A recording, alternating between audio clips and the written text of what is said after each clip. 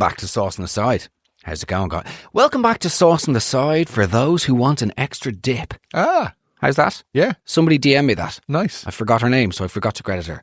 She will, much like many aspects of my career, forever go uncredited. Because that's the game, that's real life, that's how it happens. That's it. Your best work will be pilfered by others who will take it and benefit from it. And they'll never admit it. Not to name any names. Those Nope. beep. We'll beep it, but everybody knows. They saw her. And apparently she's doing it a lot. Anyway, no, we won't go there. Stop. Nevertheless, welcome back to Sauce on the Side, guys. How are you? A lot of messages after last week. Or after, no, not last week. Tuesday. Quite the predicament. Yes. You got a lot of hate. Yeah. Did you get DMs as well? No, and funny enough, I got a few messages. I think I was trying to... Be the everyman. Yeah. And it's coming back to bite you in the ass. Don't be agreeable. I've said this to Michael earlier about something else. Would anybody agree that we're at the moment, people who have any form of platform are doing too much fence sitting? Ah, yes. There's a culture of fence sitting that is ubiquitous across social media. I mean, we see it whenever there's a scandal, right? What was the Stephen Bartlett thing we spoke about recently? You know, all the influencers and people with public profiles who absolutely adore Stephen Bartlett and were sharing his videos to their stories for the last 10 years, acting like, you know, by sharing it to the story that makes them like sort of like him, an They were entrepreneur. also a CEO. Do you know what I mean? Yeah, because if I share CEO shit, it's like the guy who posts a picture of his coffee cup with his steering wheel and his watch in the morning, and it's like the hire purchase Beamer, the tribal tattoo, do you know? And it's like, you know, it's alluding to this idea of opulence. Yeah. And I feel like all of these people were doing that. And then anyway, the scandal thing happened around the, you know, his culture of grifting, which is called out by people eventually, namely comments he made about having children and then the glasses of wine, of course. But then all of a sudden, the influencers wait like a week and a half. They realise the tide has turned and then they go for it. Then they stick the knife in. Yeah. They don't have any actual integrity. No, whatsoever. And it's not just influencers. I do think we are somewhat existing in a culture of fence sitting wherein people are afraid to go, do you know what? Fuck that. Yeah. Because why? Oh, you know, so... May I explain myself? You can, of course. I didn't for a moment think that it was okay to be, you know, taking photos of someone's property, their home, anything like that.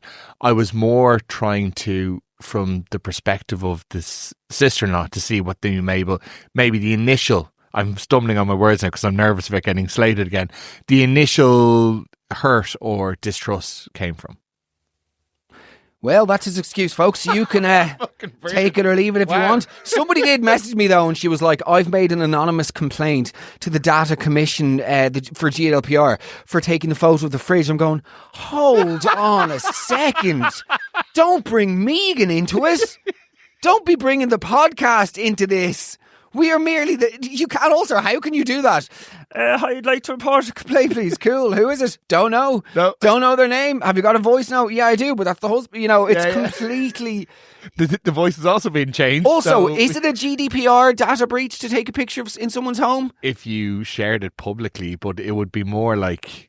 Yeah. Well, look, either way, here we are, guys. It's a difficult situation and there have been some updates. So I will always choose my words carefully at this point, but I'm delighted to say that I'm enlisting the help of a professional. We have Dr Tara Logan Buckley joining us this afternoon to share her wisdom on the situation, because to be honest, I was very reassured and renewed in spirit by the amount of people who messaged and commented in support of this woman. And at the end of the day, getting from A to B being health and well-being and feeling comfortable in yourself, it doesn't really matter what that vehicle is, unless of course it's drink, which that didn't work out very well for me. Do you know what I mean? But if you whatever you have to do in life to keep yourself well between the ears, and if that means, you know, weight loss or get into better physical shape and feeling better about yourself, like, so be it. And I made this point last week, but I think the fundamental judgment of other people's bodies is a problem. And I also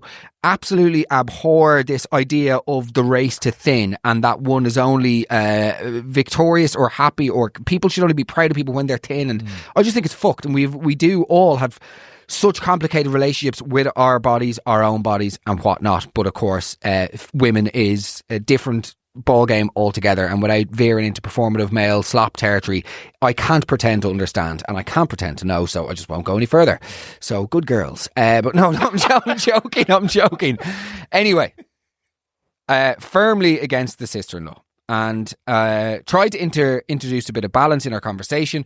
But subsequent to the podcast, I went back and forth with the wife a little bit more, and she decided to go and meet the sister-in-law because she was actually sort of bolstered. She got more angry as the time went on, which I think is totally fair. I certainly can identify with that feeling of like, if something happens, you're fine you get a bit pissed off, but then it festers and you start, I don't want to say ruminating because that suggests that it's unjustified, but you start really going over the slight that this person has caused you, and as a result you get more angry. So anyway, she went to go and meet the sister-in-law. Everybody chimed in with what their thoughts were. Then, which is a groundbreaking moment for the show. Okay. We had a husband who actually grew a pair of balls and stood up for his wife. Let's go. We're getting through to people. Few and far between.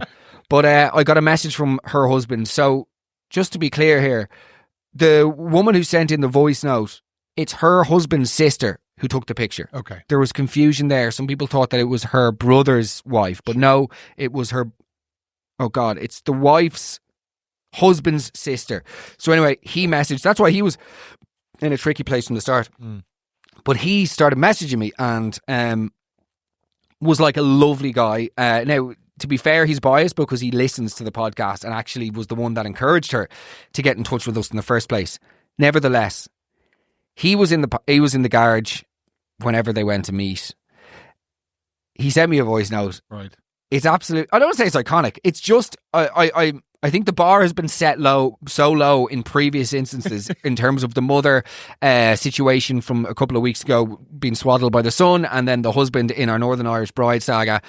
Whereas this guy just seems like a decent fella who is just standing by his wife whenever he should. So whenever she said that she was going to meet the sister-in-law, the only way back for the sister-in-law, I would have thought, is complete apology and to say, I don't know what got into me, but to be honest, if she was really struggling that bad with her own self-image, that she said, I was driven demented and that just pushed me and I'm sorry, I made a mistake. How will you ever forgive me? I still think it's up to the wife to decide whether or not she wants to forgive, of course, whatever. But that would be the only route.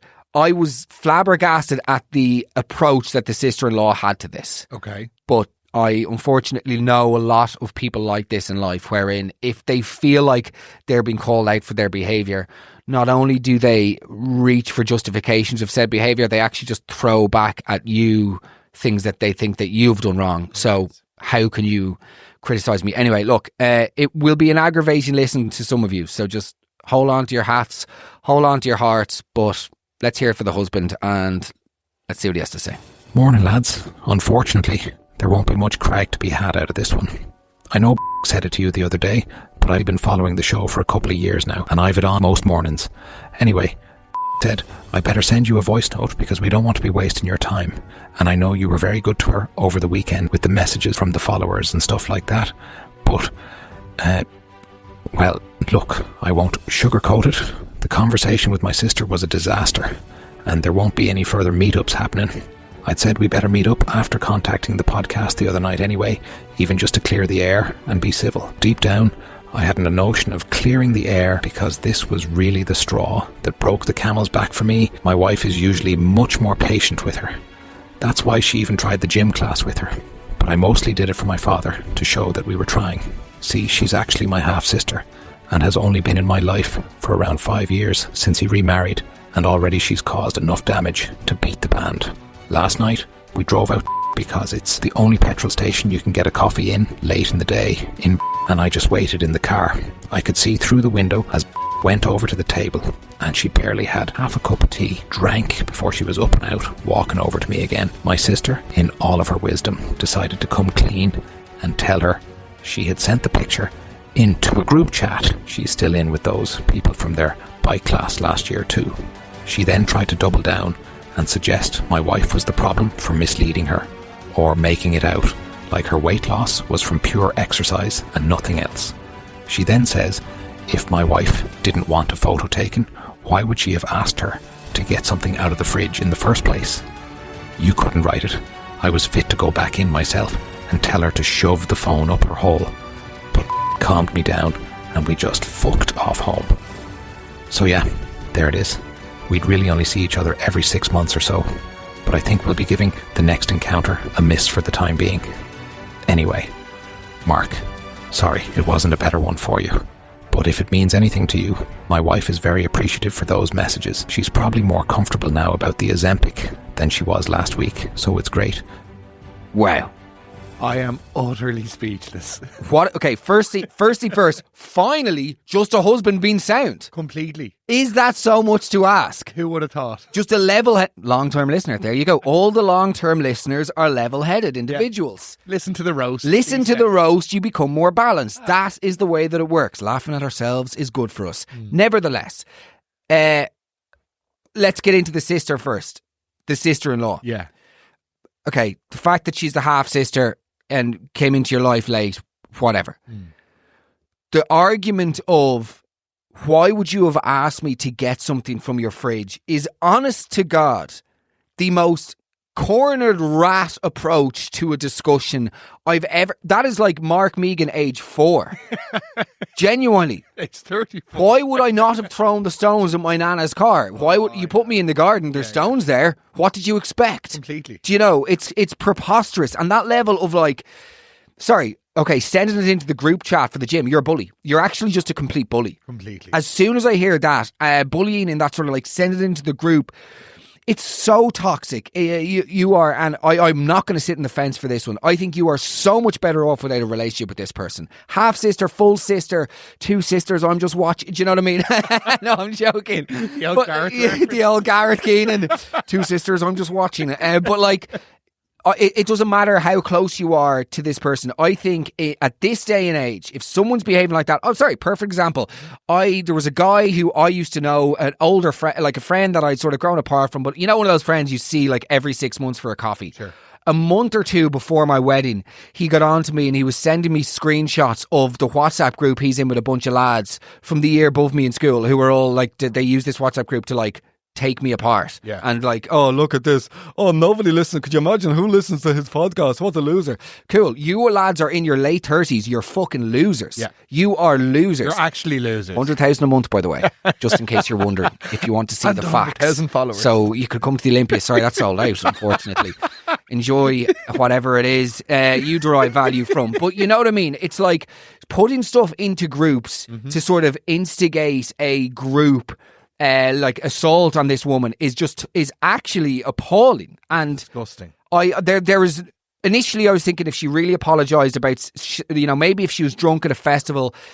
No, sorry. Do you know what? Because I'm then getting lost into the distribution of the image. Yeah, it's actually the fact that she took the image in the first place is the grave betrayal. Because it's done in a toxic, mean, vicious way. You are taking it's like premeditated bullying. You're taking this picture to use it against the person at a later stage. You don't even know when, by the way.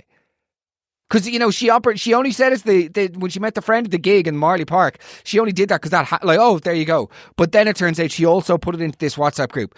I hope if anybody here is listening and who was in that WhatsApp group, I hope you like boot her out of it and say, this is a gym group. There is absolutely no place for at the very least, sharing somebody's private medical information, but B, bullying, because we're all here for the same reasons, to self-improve, whether it's physically or mentally, because people use the gym for every reason. Do you know what I mean? I think that is the worst and meanest contribution we have ever had to the show. I totally agree. And I would like to pole vault back over the fence to the other side. There is no space in which I will justify that or see her perspective. She's just a nasty person. Are you at the pole vaulting stage yet of the journey? Because that's pretty far. No, but sorry.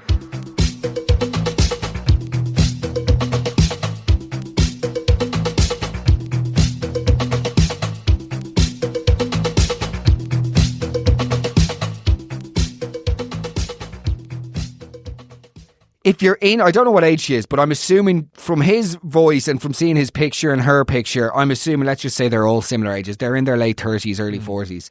if you are behaving, in fact, I would say definitely mid-40s, because she was on, what's the RTE show? Operation Transformation. They rarely have people in there. Oh, no, they do have some young people, don't they? Yeah, but that finished about 9 years ago. So basically, so honestly, she's probably unlikely to be younger than late 30s. For the sister-in-law to be carrying on like that, again, irrelevant that she's only been in these people's lives for 5 years. I don't know what's worse, to be honest, whether if she'd known them for longer, but to be behaving like this in your late 30s, I think you need to sit down with yourself and say, it's not them. No. It's not them. It's not the Ozempic. It's not anything else. It's me. Yeah. And fundamentally, it probably comes back to your own issues of self-worth. But unfortunately, that's not good enough, because your conduct, now more than, like, say, drinking, you can say, oh, I drink problematically because I feel lonely. Cool. But if your behaviour is affecting other people, that's, unfortunately, they have a right to distance themselves from you. And that's the reality. Your lack of care, unfortunately, doesn't change the fact that you're negatively impacting people's lives, and those two things can coexist. So I'm appalled that sister-in-law did that. I'm delighted to hear that the coffee was short-lived. Yes. I'm delighted to hear that the husband is like, good luck, get fucked. Yeah. We're gone.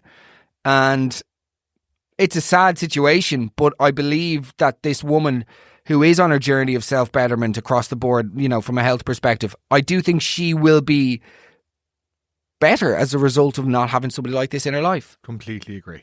That's my instinct. I think we should speak to Dr. Tara Logan Buckley. Yes. Let's see what she says. Sorry, was there anything else in the voice note? No? No. But I'm just, the sending it to the gym chat is just fucking sent me. It's disgusting. It's enraged me, in fact. So, let us know your thoughts. But well done for actually taking action and saying good luck to you, because that's a really hard thing to do. And I even think just standing up and walking away, because you're not going to change someone. No, and also you get a lot of people saying, blood is thicker than water and stuff. So what? Yeah. Life is too, yes, blood is whatever, and family is family. But life is too short to be around people who are actively trying to tear you down. Completely. Because fuck me, that is just, everybody deserves better than that. So, guys, it is such a pleasure to announce that we have an expert in our midst. Dr. Tara Logan Buckley, thank you so much for joining us. Thank you, Mark. Thanks for having me on. It's great.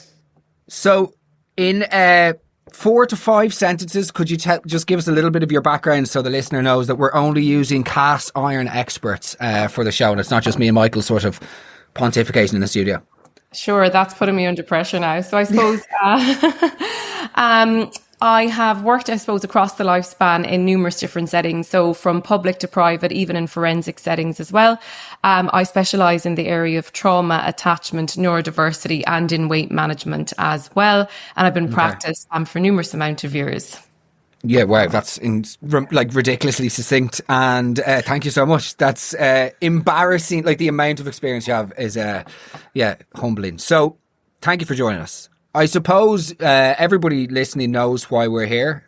We shared with you the initial message that I was sent on the weekend, and I probably just won't get in the way. I would love to just hear your thoughts. Any question that I could ask won't be as intelligent as your response. So will I just hand you over the microphone and let you give us your initial reaction anyway to the message?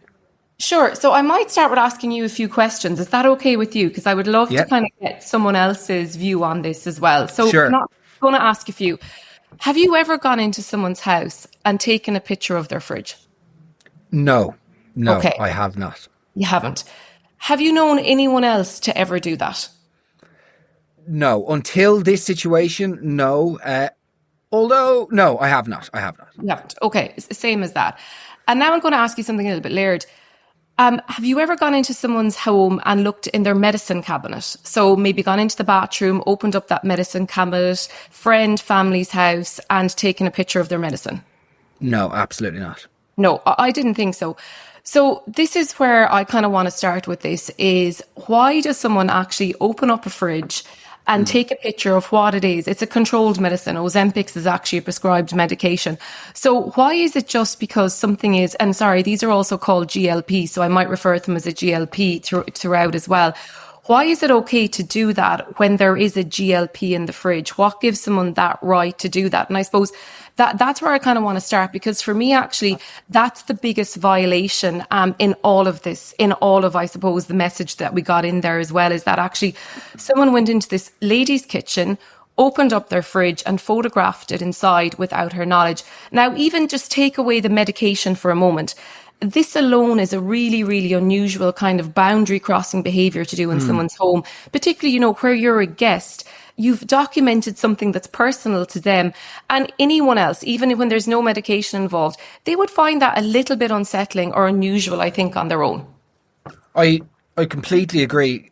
Can I answer with a question? And I think it's an important one that's been raised a lot over the last few days when we're discussing this, is that, okay, well, like, I think acknowledging the act as being appalling, right, is one thing. But I think we have to accept the fact that there does seem to be a culture of using GLP-1s is like, quote unquote, cheating.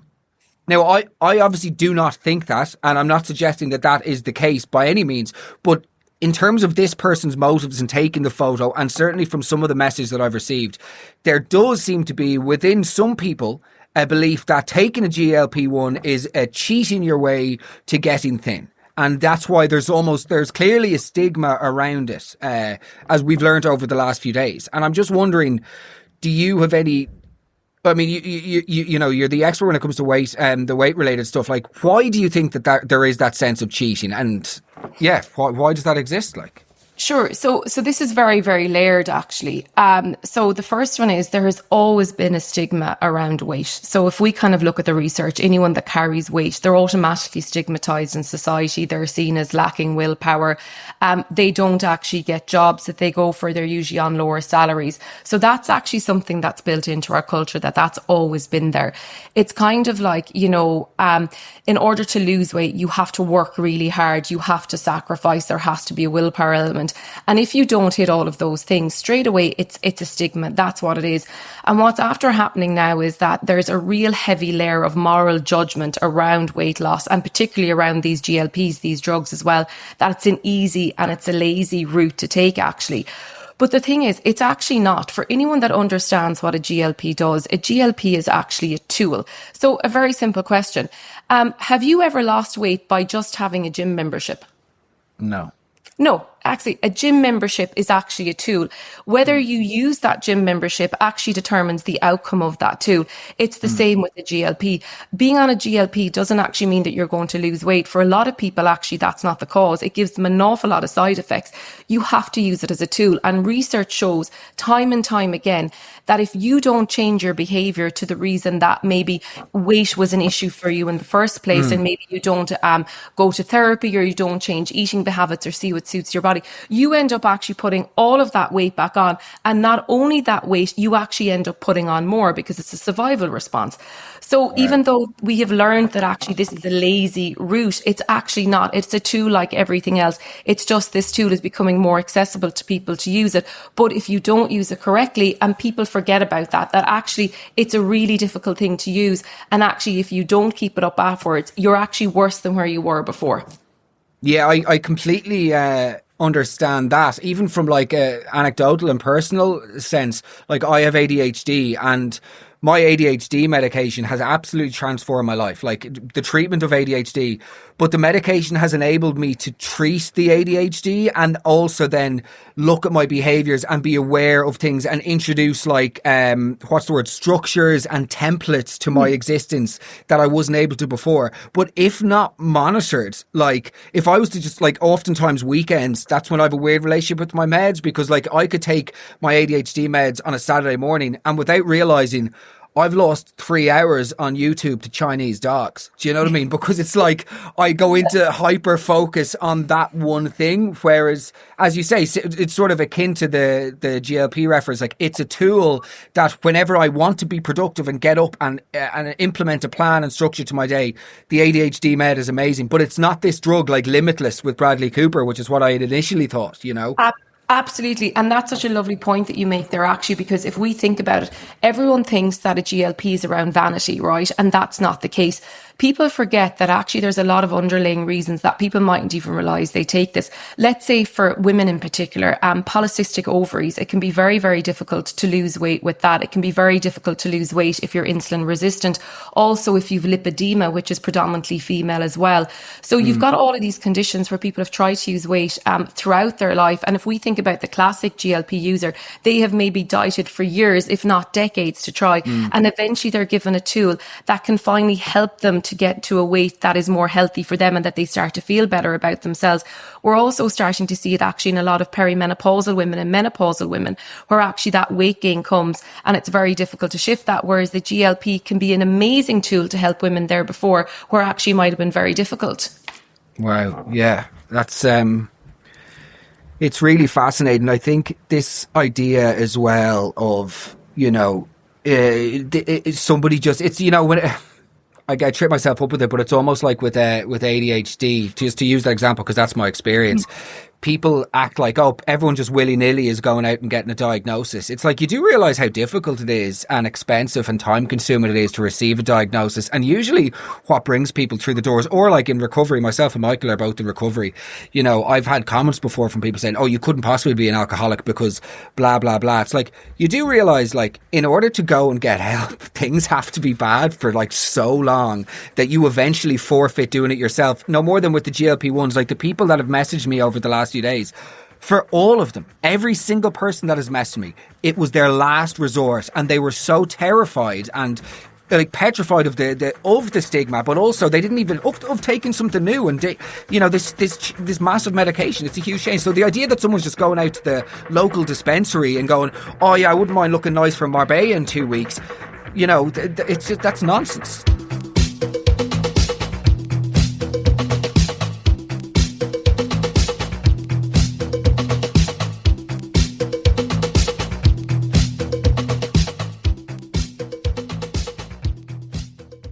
Yeah. So on that, this isn't an easy decision. Like, you are putting a medication into your body. Even though it's been in trials for years, we don't have massive longitudinal data on it. So, you're choosing that. There's an awful lot of side effects with it. And for a lot of the side effects, it's the reason that a lot of people come off these. So even though it's a last tool for most people when they go on them, also it actually mightn't work for them. The side effects can actually be very, very chronic. But obviously living with weight for them is a lot worse. So that's a choice that they have to make as well. It's such a hard thing. And it usually isn't a willy-nilly decision, as you said, for people to go on these. Very much like people going through recovery or going through ADHD medication.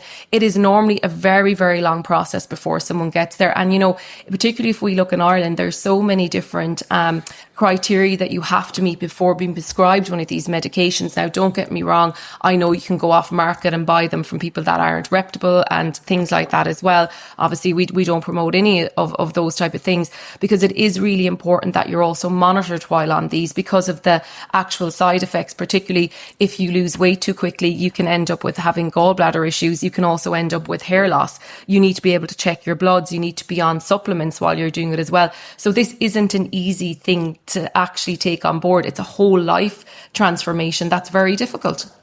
And I suppose to get into the nitty gritty, because I know time is precious and we only have you for so long. What do you think, Tara, in this situation? Like, what would your, look, it's obviously you only have a certain amount of snapshot, a window of context. So I'm not expecting you to, prescribe any major life decisions to anybody. But how do you think one would navigate a situation like this when somebody has betrayed you to the extent of taking a picture of the inside of your fridge? And also, by the way, just to let you know, her husband has been in touch to say that not only had this his sister sent it shown it to the friend at a gig, she actually also sent it into this group where they used to do the biking class in a WhatsApp group, which, as far as I'm concerned, that's just out and out bullying. And Yeah, absolutely. That's like, I've a lot of problems here. The first I said was that physical almost violation of someone's home. The second part I have is the problem that this wasn't a picture of something like a messy fridge. This was a medication. We have laws around this. Medication is a sensitive information. It's a special category of data because your health information is one of the most private informations that you can hold. As you said, it is bullying. It's absolutely gossiping. And even on that, what here is that actually this was never from a place of concern. This was actually used use to weaponize this person to bring them back down as well. So a few things, just if I can give a little bit of advice. The first thing I would say is always separate the feeling from the decision. So this person has every single right to feel furious, to feel angry, to feel dismissed, to feel sad, and to validate that. They all should be there. And actually she needs to allow that space for that as well. But what I would say is never to make a life-changing, maybe, I suppose, choice on the back of those emotions. So I would always say leave them be there, let them settle for a bit. The second thing I would do is, if she felt that she wanted to, is I would then go and speak with the sister-in-law. But this is how I would frame it. I would not frame it around Ozempic or the medication, or whether it was a debate. It would be very much, this is the breach. It would be something like, you took a photo inside my home. This was my medication, which is private, without telling it to me. You then showed it to someone, and then you showed it, put it into a whole group. This is the problem. My medication and my weight loss is not up for discussion, but what is up for discussion is your behaviour. And what I would do is I would see what comes from that. And it might be a decision, we do have a middle ground. Obviously, one is you can completely cut the person off. If it is that actually, this is a family member, I do need to keep it. What I would do is I would turn the relationship into where I'm control and I have the boundary. So it would be like, okay, I will be accommodating at a family event. However, this person's not going to step foot into my house again. We're not going to have any kind of close relationship. It will only be X, Y, Z, and to keep that boundary where it is. So actually they're taking control back. And the last thing I would say to this person is, you have absolutely nothing to be ashamed about or nothing to be embarrassed about. This shame does not lie with you. Actually, this shame and embarrassment lies with your sister-in-law, the person that took that. And the thing is, for people with this lady's kind of history of weight loss, there would automatically probably be a lot of shame there from her past experiences and not being able to keep weight off. However, not here. You are doing an amazing job and using the tools. And please don't sit in that shame. Allow that your sister-in-law to hold every single bit of that. That's really, really valuable. Thank you so much. Tara, if people are listening and they're really relating with what you have to say, which I'm assuming is the case, I know myself and Michael certainly are, where can they, get in touch with you? You do private practice, don't you? I certainly do, yeah. So I do assessment and I do therapy as well. Okay. And do you just want to mention your website and just so people know where they can find you? We'll obviously include a link as well. Yeah, sure. So Reflection Psychology Services, or if you just Google Tara Logan Buckley, my Facebook or my Instagram will come up and I reply to those as well. Amazing. Well, listen, thank you so much for sharing your time with us, but also your insight and expertise. It's a seriously weighted, if you'll allow the pun, serious subject matter, and it's unfortunate we have such short time because it's so layered. But I really appreciate you coming on today and talking to us. So thank you so much, and we wish you all the best. Great, thank you so much.